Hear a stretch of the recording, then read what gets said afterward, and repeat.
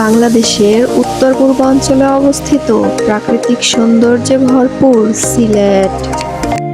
এখানে রয়েছে মেঘালয়ের পাদদেশে অবস্থিত বিশাল বড় বড় পাহাড়ে ঘেরা জাফলং। আরও আছে পাহাড়ের বুক ছিঁড়ে ঝরে পড়া মায়াবী ঝর্ণা, ছোট বড় পাথরের মধ্য দিয়ে বয়ে যাওয়া ভারত থেকে আগত ঝর্ণার পানির সাদা পাথর।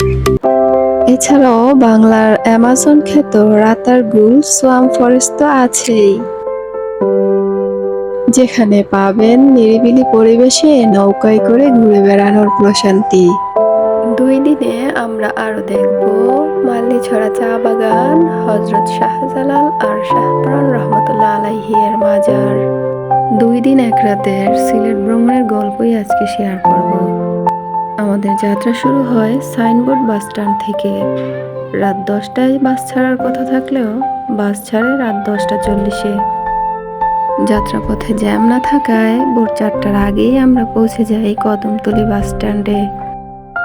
কদমতলী বাস স্ট্যান্ড থেকে 200 টাকায় একটা সিএনজি করে দরগা গেটে এসে পৌঁছাই।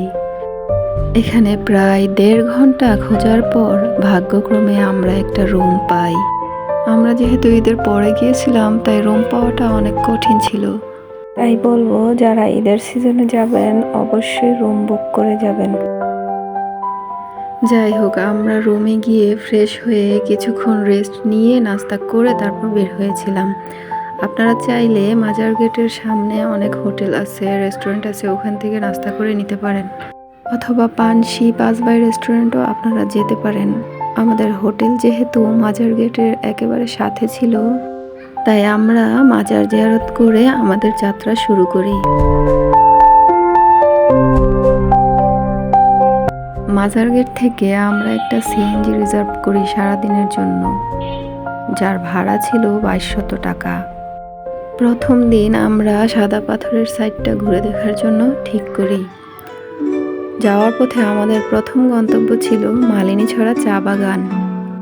মালিনীছড়া চা বাগানে যাওয়ার আগেই রাস্তার দুপাশের সৌন্দর্য দেখে আমরা মুগ্ধ হয়ে গিয়েছিলাম। মালিনীছড়া চা বাগান উপমহাদেশের সবচেয়ে বড় ও সর্বপ্রথম প্রতিষ্ঠিত চা বাগান। এটি 1854 সালে 1500 একর জমির উপর প্রতিষ্ঠিত হয়। এটি প্রতিষ্ঠা করে লর্ড হার্সন। প্রিয়জনদের সাথে সময় কাটানোর জন্য সুন্দর নিরিবিলি একটা জায়গা। চা বাগানে কিছুক্ষণ সময় কাটিয়ে আমরা যাত্রা করি বাংলার অ্যামাজন খ্যাত রাতারগুল সোয়াম্প ফরেস্টের উদ্দেশ্যে।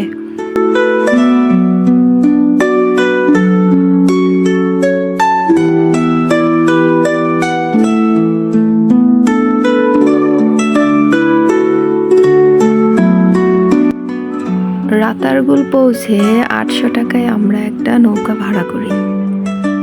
আর এখানে একটা নৌকায় সর্বোচ্চ 5 জন উঠতে পারবে। 800 টাকায় আপনি 1 থেকে 1.5 ঘন্টা ঘুরতে পারবেন। রাতারগুলের এই শান্ত ঘোলা জলের উপর আমরা কিছুক্ষণ ভেসে বেড়াই।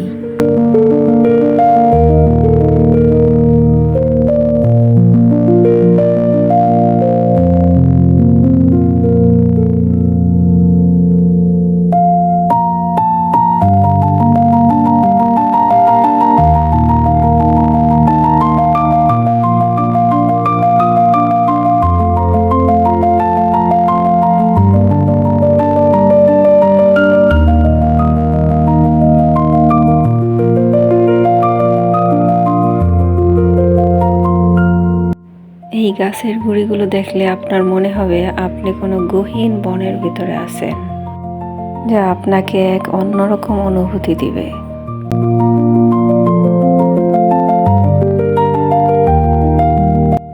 এখানকার পানিগুলা ঘোলা হলেও এখানকার পানিতে হাত দিলে বোঝা যায় পানিগুলা কিন্তু বেশ ভালোই ঠান্ডা।